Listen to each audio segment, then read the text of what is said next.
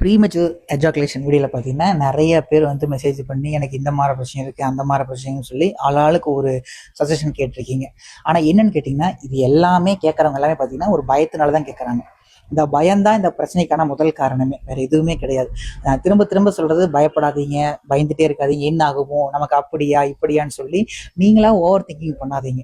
உடம்பு வந்து ஒவ்வொரு கண்டிஷன்லயும் ஒவ்வொரு மாதிரி இருக்கும். காலையில் எந்திரிக்கும் போது ஒரு மாதிரி இருக்கும், மதிய டைம்ல ஒரு மாதிரி இருக்கும், ஈவினிங் ஒரு மாதிரி இருக்கும், நைட்டு தூங்கும்போது ஒரு மாதிரி இருக்கும், மிட் நைட்ல ஒரு ஸ்டேட்ல இருக்கும். ஸோ என்னன்னா ஃபர்ஸ்ட் வந்து ஒரு நல்ல ஸ்லீப், 8 மணி நேரம் ஸ்லீப். 8 மணி நேரம் ஸ்லீப்னா 10 to 5 இதுதான் ப்ராப்பரான டைம். இந்த டைம்ல தூங்கினா தான் உங்களோட ஹார்மோன்ஸ், அந்த சிர்காடியன் ரிதம்னு சொல்லக்கூடிய உடம்போட சைக்கிள் கரெக்டாக இருக்கும்.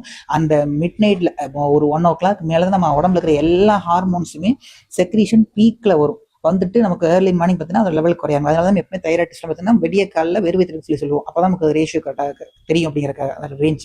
இதே மாதிரி தான் எல்லா ஹார்மோனும், டெஸ்டோஸ்டெரான் இப்படி தான், ப்ரொலாக்டின், ஆக்சிடோசின், இந்த மாதிரி எல்லா ஹார்மோன்ஸ் இதே மாதிரி தான் இருக்கும். கார்டிசான் மட்டும் தனி. ஏன்னா அது வந்து நீங்கள் எப்பப்பெல்லாம் ஸ்ட்ரெஸ் ஆகிறீங்களோ அப்போல்லாம் இன்க்ரீஸ் ஆகும். அது உங்களோட உடம்பை டேமேஜ் பண்ணிகிட்டே இருக்கும்.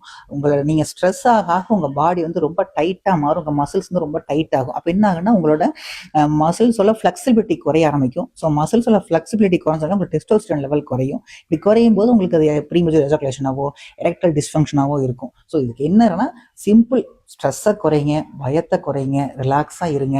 நீங்கள் கோவப்படுற நேரங்களில் நல்லா சமாதானத்தில் நின்றுக்கிட்டு ஃப்ரீயாக உடம்பு லூஸ் பண்ணிட்டு வாயை இப்படி நல்லா திறந்துட்டு அந்த மாதிரி ஒரு 5-10 மட்டும் நல்லா மூச்சு இழுத்து விடுங்க. இதுவே உங்களோட ஸ்ட்ரெஸ் லெவலை குறைக்கும், உங்களோட லைஃப்பை ரொம்ப ஸ்மூத்தாக கொண்டு போகும்.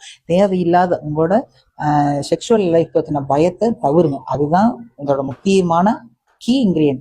மருந்தோ வேற எதுவுமே இதில் கிடையாது. ஃபர்ஸ்ட் நம்ம மனசு தான் அதுக்கான காரணம். மனசை சரி பண்ணுங்க. நன்றி.